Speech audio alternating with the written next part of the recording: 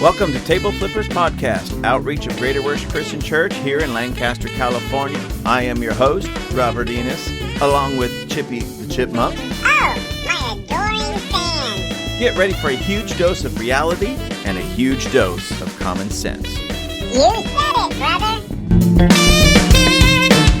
Hello, ladies and gentlemen. We are back for more of Table Flippers Podcast. And, before I get started, if you hear my AC running in the background, on high it's kind of noisy, so you might hear it, but there's a reason why I kicked it on high. When I walked in here just a little while ago, I have a little weather station thermometer that reads the weather or the temperature outside and then also the temperature on the inside. And on the outside, it said it was 106 degrees Fahrenheit, but it said it was 109 Fahrenheit on the inside. And it felt like it. We get really hot out here in the high desert, and it truly felt like it was 109 degrees.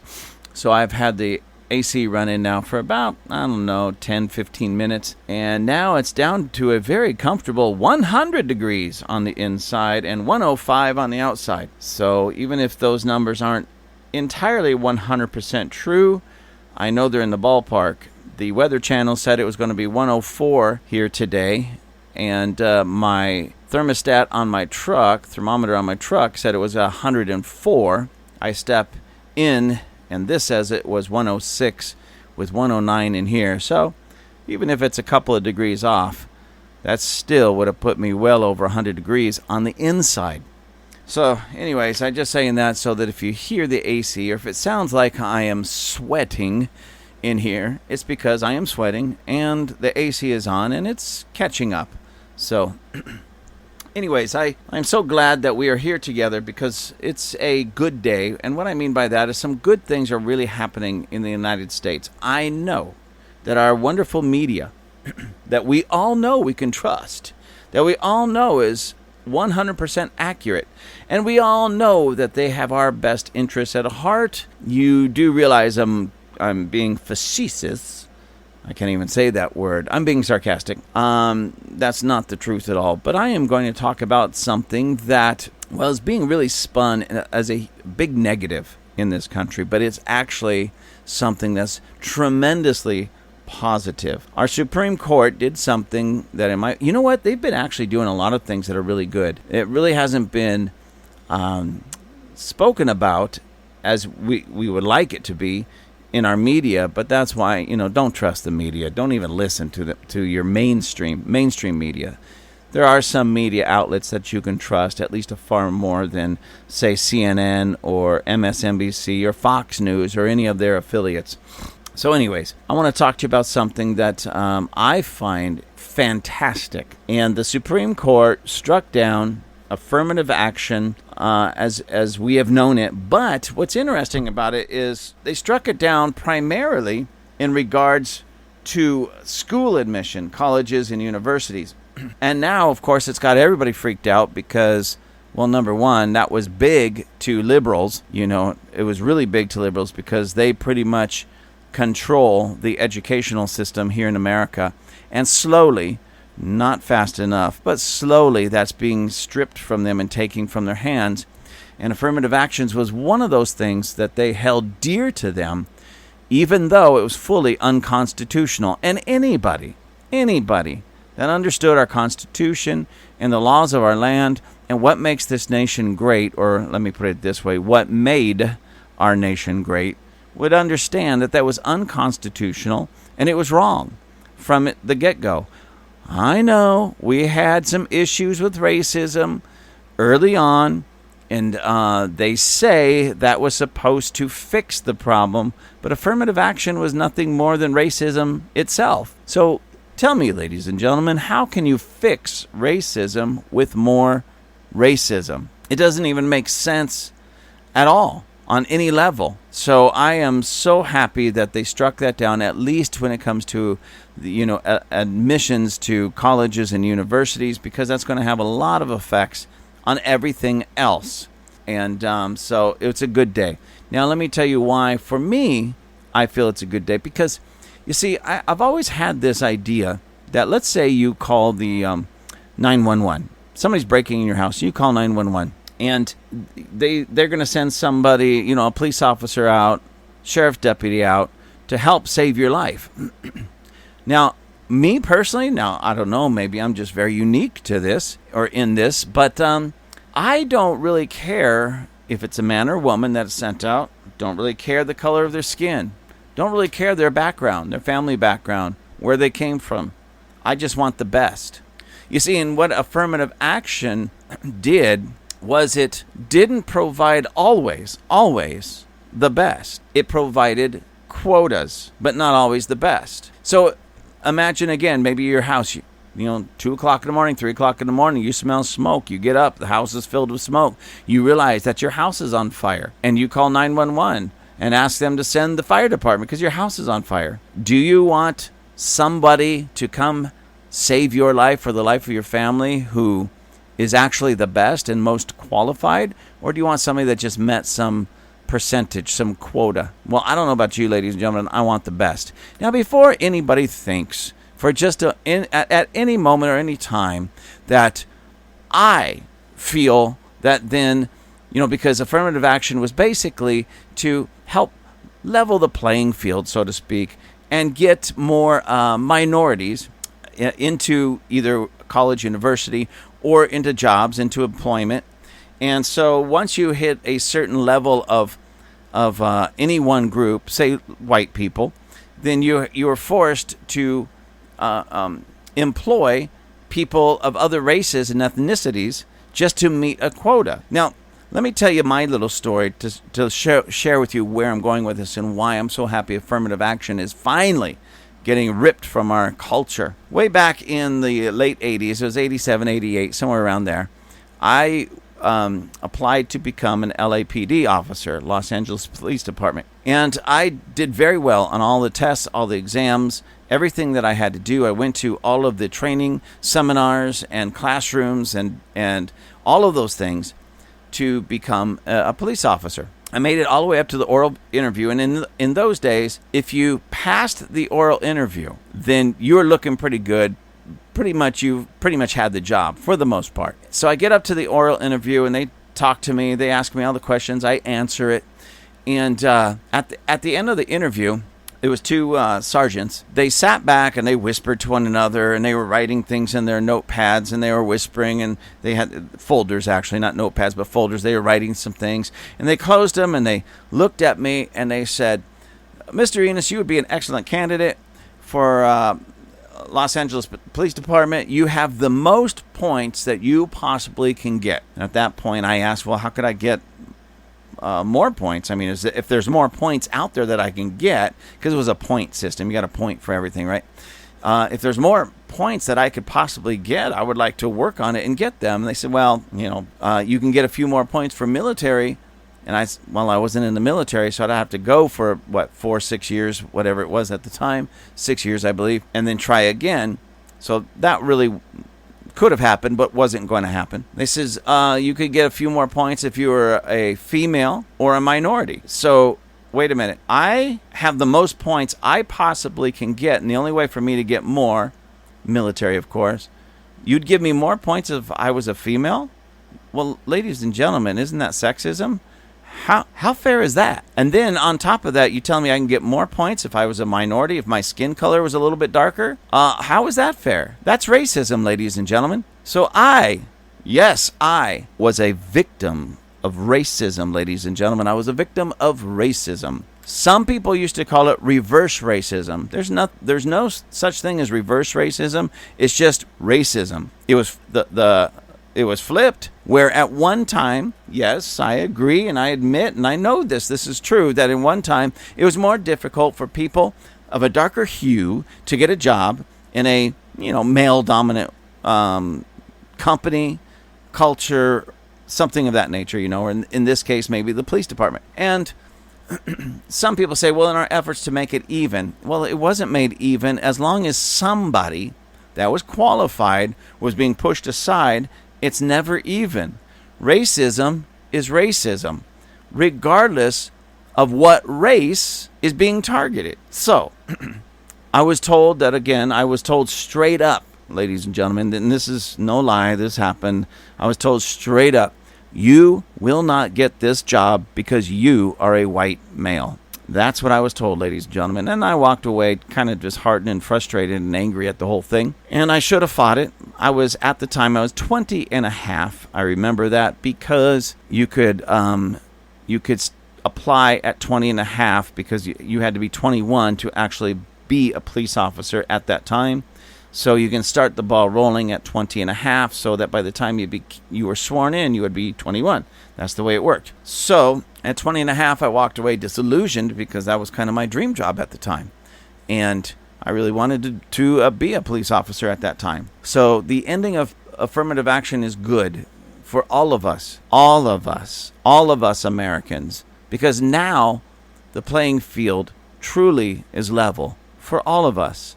Now we have to go, when we go apply for a job, or in this case, schools, a college or university, it's based upon the merits of your hard work, not the color of your skin. And that's the way it should have always been. Now, granted, if there was a certain racial group in our country that wasn't quite meeting the standard, then instead of keeping other people from pursuing their dreams, we should have helped that group find out what the real problem is and then help that group overcome those problems. That's it. That's what should have been done way back then. Instead, we don't like what seems to be racist, so we're going to just flip it and be racist towards another group. Ladies and gentlemen, is this still the United States of America, or did we somehow jump into the commie states of America? I don't know when that happened, but it happened. And now, slowly, ever so slowly, we are getting back to the United States of America. And so, Supreme Court, I thank you. I do want to read this article. I don't know if I'll read the whole thing, but I'll put the link in the description section so you could click on it and read it yourself. But the article is out of Newsmax, and it was published yesterday, Thursday, 29th of June, 2023. And the title is Affirmative Action Ruling to Have Chilling Effect on DEI. Now, DEI is the diversity, equity, inclusion training that most Fortune 500 companies are involved in now, and many smaller companies. This is being pushed in our schools. This is being pushed everywhere. This diversity, equity, and inclusion. And it sounds good when you just read the title, DEI, or diversity, equity, and inclusion, but it's all but that. It's more about racism. Again, it's like affirmative action on steroids. So I want to read that title again only because I had fun reading it. Affirmative Action Ruling to Have Chilling Effects on DEI. Did that sound ominous? I was going for ominous, ladies and gentlemen. So let me read this. It says, the Supreme Court ruling to make it unconstitutional for colleges and universities to rely on race as an admissions factor will not have a direct impact on companies' diversity agendas, but will have a chilling effect, Forbes reports. So Forbes, that's Forbes magazine, Forbes, I don't know if there's a corporation or whatever is behind Forbes. They're the ones, somebody in Forbes used that description, chilling effect. Can you get any more dramatic than that? I mean, come on, Forbes. Just tell it like it is, but don't give us these silly, dramatic overtures that the chilling effects on DEI. Come on, Forbes. Anyways, let me go on. Striking down affirmative action at institutions of higher learning could also lead to a spate of lawsuits against companies over their hiring and employment practices, legal and education experts say. Nevertheless, companies are expected to continue to pursue their diversity, equity, and inclusion DEI programs, albeit more surreptitious. This is such a big word. Why do they use these words? Surreptitiously and under a different name and focus. The question I have for people that make these words that are just so big and not just big, but just, I'm going to try to say it again, surreptitiously. Who came up with that first? I mean, I don't know. Anyways, who cares? Corporate America, genuinely committed to diversity, will drop the diversity angle and focus instead on the Civil Rights Act of 1964's requirement to not discriminate, says Alvin Tillery, political science professor and director of Northwestern's Center for the Study of Diversity and Democracy.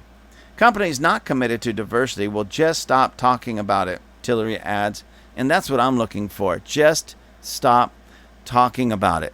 That's what I really loved about what Morgan Freeman, the actor, said when he was asked, how do you end racism? And he said, just stop talking about it. Just stop talking about it. And he went on to make a point that he, a black man, was sitting in a room with the interviewer who happened to be Jewish, and they were absolutely getting along. They were both prosperous, both successful in their careers, one being a Jewish man, another being a black man, because that's what America's all about. And the only reason that racism is alive in America is because we keep talking about it on that level. I think the only time we should really talk about it is when it rears its ugly head. Like if there was a Ku Klux Klan march, then we definitely need to talk about that kind of nonsense. But I'm not going to even say their marches are rare, but they don't do anything anymore. I mean, let's face it. What is the Ku Klux Klan for the most part today? A bunch of overweight, toothless rednecks that have a third grade education wearing pointy sheets on their head. That's about it. As long as you don't keep them from their barbecue, they're not dangerous. They're just mouthy, but that's about it. Anyways, let me read some more. It says Don Harris, Associate Dean and DEI Liaison at Temple University's School of Law, agrees with Tillery that at least at the outset, the Supreme Court's Thursday decision will not affect anything outside of higher learning. However, notes Stacey Hawkins, Vice Dean of Law at Rutgers University, who specializes in employment law and diversity, in the ruling is not narrowly interpreted to apply only to academic admissions practices. It might impact company hiring and diversity. Harris believes, however, the ruling is interpreted by companies, academia, and the courts, it will encourage future litigation. The writing's on the wall, Harris said. It's a recipe for people to then start bringing other cases before the court, centered on diversity practices. It will have a chilling effect on diversity in America, the academics agree. I agree it's going to have an effect on academics, on diversity. Do you know why? Because now, this is what's going to happen, ladies and gentlemen. These so-called academics, they're well educated, but they're not very smart, and there is sometimes a difference. You can be educated by others. That's a type of brainwashing, and you only spout or parrot what they told you to say. So in that sense, you're very educated. But when it comes down to just common sense and really knowing how things really work, these so-called academics, well, they're not very academic. They're not very smart. They're not very intelligent. They don't often understand how the real world works. So and I think I'm going to be preaching to the choir for the most part, and I think most people would agree that there's not a lot of racism in America. Let me tell you what I mean. I'm not talking about, again, there's some, there always will be. Ladies and gentlemen, do you understand that? Humanity is in a fallen state, in a sinful fallen state. That means there will always be racism somewhere on some level. Always. Okay, but as it may have been at certain times in our history, absolutely not. And as a matter of fact, striking down affirmative action is striking down one of those avenues or one of those things that caused more racism. So it's a great day in America when racism is being struck down. But in real world America, when somebody has a help wanted sign in the window of their store, their shop, their business, and they're looking to employ somebody that they hope will help make them money and their business successful. I'm going to be honest with you, most of the time, ladies and gentlemen, the owner, or it could be manager, doesn't care the color of the skin of the person that walks through those doors. They care about their qualifications. Is that person qualified for this job? Are they going to help make this business a success? If so, generally speaking, they get the job. Now, I'm not going to say that's 100% across the board, because some people do get very prejudiced. They see a certain maybe race walk through that door, and it's an automatic no, regardless of their qualifications. But then I want to ask you, ladies and gentlemen, put yourself in that situation. Assume for just a moment that you did not get a job simply because of the color of the skin. Of your skin. Do you really want to work there? Well, they shouldn't be racist. Wait. We can argue that later. Should they be racist? No, they should not be. They should not be racist at all. But do you want to work for that person? It would be a living hell. Because if they were forced to hire you simply because of the color of your skin, you would not be happy. That person would not be happy. You would make that place unsuccessful. You would bring it down. You might, well, good, they deserve it. They might, but do you really want to be that person? Or would you rather go somewhere where your qualifications, regardless of the color of your skin, but your qualifications are celebrated? Yes, we want you for the job because you are the most qualified. See, that's what I want to hear. I don't ever want to be hired simply because of the color of my skin. I don't. And the people that I know would say the same thing. I don't want to be hired simply because of the color of my skin. That's ridiculous. I want to be hired because of my qualifications and my character, who I am as a person, what I bring to the table. And the color of the skin has so little to do with it. And that's most of America, ladies and gentlemen. Most of America understands that and celebrates that and is good with that. I've been in many businesses around here, of course, where I live, but all over the United States. And I see people of all colors and all races in many of these places. The only time I see a business, and this is just my own experience, the only time I see a business that's just all one color, like all one race, is when that is the predominant racial group in that area. So if you have a city or a town that's 95%, white, Caucasian, well, then you could pretty much guarantee that most businesses, not all the business, but most businesses are going to mirror that, 95% white. It's not because necessarily, please don't misunderstand me, maybe they're fully racist, but just by the demographics doesn't prove that anybody's racist.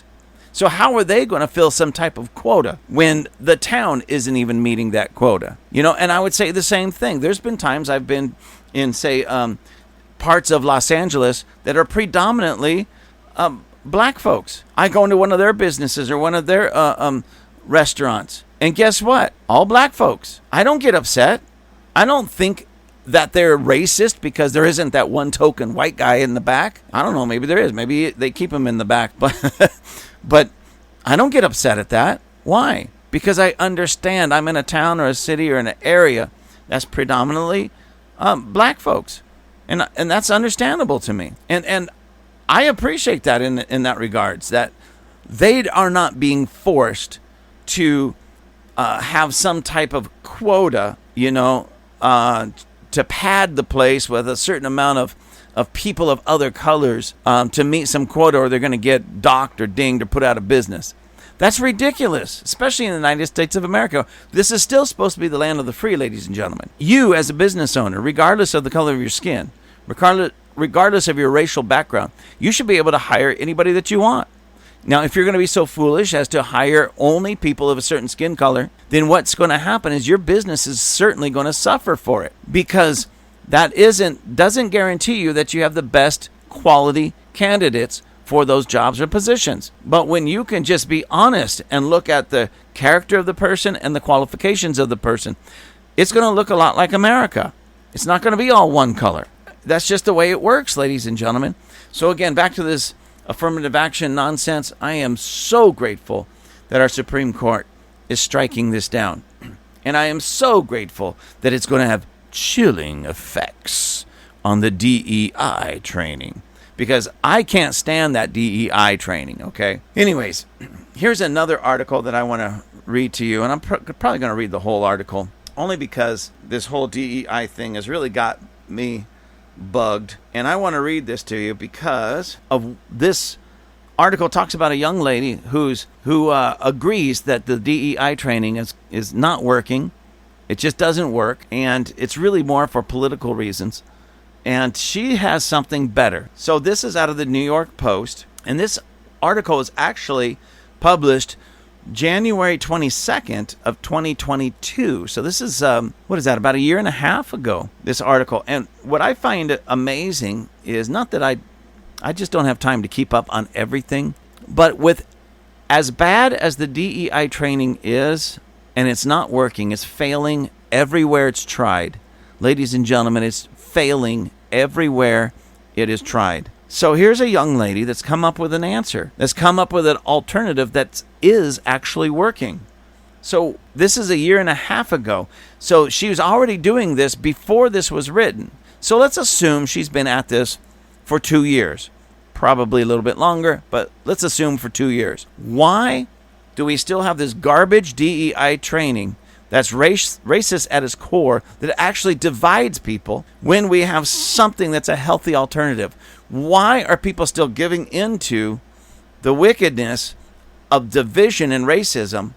These major corporations, our schools, our educational system, why are they giving into it, into this racial division, this racism, and this failed curriculum, when there's something better? I mean, doesn't it seem then that there's something behind it, or someone behind it, that's for nefarious, I'll use some Forbes words, for nefarious, chilling reasons? We don't know. But there is something behind it, ladies and gentlemen.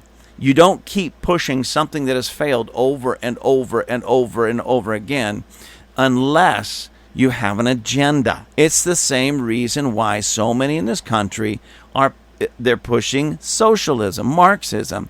Marxism, socialism, communism has failed everywhere and every time it's been tried. You don't have to be a history buff to know this, and yet they still push it. Why? Because it's the agenda of those who want to be at the top of that system. So just keep that in mind. This DEI is all part of a bigger plan. Oh, you're just a conspiracy nut. Yes, I am, but I've been right so far. So I have to go find some new conspiracies. Because all those people that said, oh, you're just being a conspiracy nut, turned out I was right. Turned out that all of us conspiracy nuts were right. Maybe we're not the nuts. Maybe those of you who just blindly follow what Fauci, what the government, what Biden, what Kamala Harris, all these knuckleheads are saying, you just blindly follow them. We come along and say, hey, don't. They're lying to you. Oh, you're a conspiracy nut. Well, the nuts were right. So if we're nuts and we're right, what does that make you sheep? Anyways, let me read this.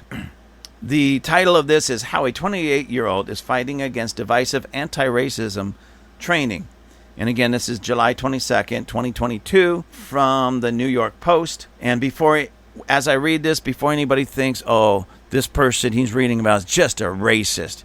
Well, this is a young, very attractive black woman that's doing this. So if you want to go that route, you can, I guess. But this isn't some white person like I described earlier. This is a young, attractive black lady, and she is coming against this so-called DEI training that's been more harm than good. The article starts, anti-racism training has assumed corporate America. Nearly all Fortune 500 companies employ some kind of program promoting diversity, equity, and inclusion, DEI, which has bloated to $1 billion industry. Now maybe, ladies and gentlemen, you start understanding why this is being pushed. Somebody's making a lot of money creating a big mess. The only problem? Studies show these programs don't work. DEI curricula can be incredibly divisive, from Coca-Cola training workers to be less white, to schools separating students by race. In mainstream academia, the very idea of whiteness has been demonized as a problem that must be fixed. You know, way back when the schools were segregated, drinking fountains were segregated, bathrooms were segregated, buses where you could and could not seat segregated. And everybody thought we were making all this progress by ending that segregation. And now they're segregating things again according to race. Our schools, not all of them, many of them are. Earlier I did an episode of this podcast, and I pointed out how some of these schools actually had black graduations or LGBT graduations. And then everybody else can go to their own. So now they're segregating again. I don't understand this. Martin Luther King and people of his era fought to end that nonsense. Now, here it is again, and it's being celebrated. Who is it being celebrated by? The liberal left, Democrats, and people that think like them. Who is the one that segregated everybody before? Democrats. Ladies and gentlemen, do you see the pattern? Okay, let me continue reading because I want to share with you what this young lady has done. It says, but there is another way. Chloe Valdery, a 28-year-old from Brooklyn, is proving it. Valdery offers a pro-human, non-divisive approach to anti-racist training called the theory of enchantment, which is also catching on with companies and nonprofits across U.S. clients, including TikTok, WeWork, and Second Harvest Food Bank. Have all hired her to train their workers in a kinder, more constructive way. Valdery's piloted 6-week curriculum promoting the concept of agape, or wide open love, draws from a wide range of materials from Maya Angelou and James Baldwin to The Lion King and Kendrick Lamar to bring people together rather than pit them apart. And by the way, she says that her curriculum promoting the concept of agape is the Greek word for love, but it's the God kind of sacrificial love that God has for us and we are to have for him and for others. It goes on to say she has done away with unconscious bias training, segregating co-workers by race, and placing blame on abstract systems. Instead, she promotes stoicism and self-love that leads to community love. Enchantment is a state of being where you are in a healthy relationship with yourself, which allows you to have a healthy relationship with others. Valdery told me, if we want to teach people how to love, we have to ask what people are already in love with. That's why I use pop culture references to reinforce my teachings. Her teachings promote 3 core principles: treat people like human beings instead of political abstractions, criticize to uplift and empower rather than tear down or destroy, and root everything you do in love and compassion, harking back to the Christian principles of Martin Luther King Jr. In addition to her 6-week program, Valdery also offers self-paced training as well as 90-minute courses that introduce teams to a particular principle or exercise. In her training, Valdery asks participants to imagine someone in their personal lives who behaves badly and consequently makes them feel superior. Then she asks participants to apply that same dynamic in different contexts. The purpose is to develop a spiritual discipline against the politics of resentment, Valdery said. So much bigotry and prejudice comes from insecurity. We take what we don't like about ourselves and project that onto others, she said. Instead of doing that, we can get in the right relationship with ourselves, our imperfections. It's an incredibly difficult task, but if we can get right with ourselves first, it will go a long way to bring us together. Valdery's beliefs are rooted in her upbringing. Born and bred in New Orleans, her family attended the Seventh-day Sabbatarian Christian Intercontinental Church of God, which observed mainstream Jewish holidays like Yom Kippur and Rosh Hashanah rather than Christian ones. The name of her church was quite a mouthful, ladies and gentlemen. She goes on to say, it gave me a kind of insider-outsider relationship to both traditions and an insider-outsider relationship to the world in general, she said. Around the time she enrolled at the University of New Orleans in 2011, majoring in international studies, anti-Semitism began to tick up in France and around Europe. I was naturally allergic to anti-Semitism because I grew up with so many aspects of Jewish culture around me, Chloe said. So, she started an Israel club on her campus in 2012. She also started thinking critically about Israel-Palestinian relationships and the strategies that had failed to quell the conflict.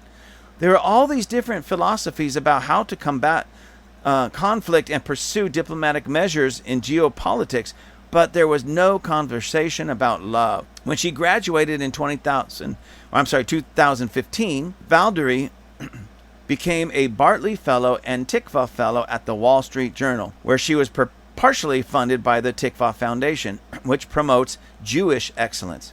There, she developed a thesis on how love can solve conflicts, and her theory of enchantment was born. At first, Valerie created a curriculum for high school students, stringing together social emotional learning, character development, and interpersonal growth, and started delivering lectures at Harvard, Georgetown, and even TED. At first, things were relatively slow, she said, but then 2020 happened. After the death of George Floyd, Black Lives Matter protests, and panicked corporate statements responding to social unrest, Valerie had a revelation.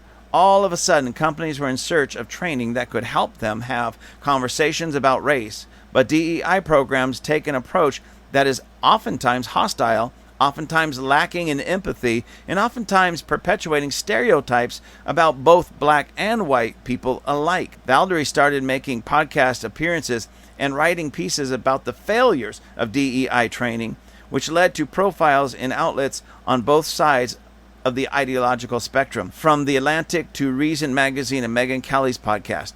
This year, she hopes to extend her online courses even further, helping as many people as possible focus on what unites us rather than drives us apart. Concludes Valerie, it's the only thing that can counter racism in the long run. This was written by Ricky Schott and is a student, journalist, activist, and fellow at FIRE, the Foundation for Individual Rights in Education. So I applaud this young lady, Chloe Valdary, for facing this failed DEI training and DEI concept and ideology that's creating greater division, greater racism. And she has some answers. Now, is her answers perfect 100%? Maybe not. But they're a heck of a lot better than what's out there now that's doing more harm than good. More damage and more division is brought by the DEI training than otherwise. And here she at least has some answers that are much more healthy because they're centered in, well, as she said, Christian teachings, such as what was brought out by Martin Luther King Jr. The Bible has all the answers. I don't know why people stop looking to the Bible for answers. This humanitarianism that's failing us on every level, we've got to understand we need to put our trust in God and His Word, not in mankind and our word. Because God is definitely higher. His Word is much higher. So it works. We know that it works. As a matter of fact, the Bible teaches us that God's Word sustains and holds up the entire universe, all of creation. So if His Word can uphold all of creation, it can certainly bring us the answers we need to racism, division, and all of that. And this young lady is tapping into that. And she's just taking, from what I can understand in this article, taking biblical principles, wrapping them in a package of the culture of the day, but still the same principle, teaching them in such a way that brings people to the place of loving themselves and loving one another. And when that can happen, racism automatically dies. Division dies. Not including someone, especially because of their ethnic background, that all dies and it goes away. Why? Because when everything is rooted in love, in true agape kind of love, it works. So I applaud you again, Chloe Valdary, and the work that you're doing. And I say keep it up. Keep doing good work. But the only caution that I would have is as you pick up steam and your curriculum and your ideas pick up steam, please don't let anybody steal them and twist them and tweak them into something again that doesn't look like your original plan and dream. Don't let them do that. So many things start out with a good idea. They start out really well. Then somebody comes in there with their own foolishness, tweaks the whole thing, and then it's a byword. And I believe that's kind of what happened with the DEI training. Somewhere, maybe in its origin, there might have been some truth to it, something good in it, but was gotten a hold of by people that should never have touched it. And now look at it. It's causing more problem than it's fixing. So ladies and gentlemen, here's the thing. Just go out there and love people. And I mean genuinely love people. I'm not talking about mushy love. If you go around your neighborhood hugging and kissing on people, they're probably going to punch you in the nose, put you in the hospital. But just go around and treat people the way you want to be treated. That's the essence of the golden rule. Do unto others as you would have them do unto you. And it basically sounds to me like Chloe Valdry has tapped into that. Do unto others as you would have them do it. How do you want people to treat you? With dignity, with respect, kindly? Then do the same thing. Bosses, put yourself in that employee's shoe. How do you want people to treat you in the job market world, in the business world? I'm assuming that you want people to treat you according to your qualifications and your character. We'll do the same thing for everybody else, okay? Let's get rid of all this divisiveness, all this nonsense. Let's truly love on one another and treat one another the way we want to be treated. The DEI agenda is the agenda of perverts and racists. You aren't a part of it, are you? Thank you for choosing Table Flippers Podcast. To find our merchandise page, go to gwcclancaster.org. Then find the Table Flippers link, click on it, and it'll take you right there. Until next time, have a fantastic day. Say goodbye, Chippy.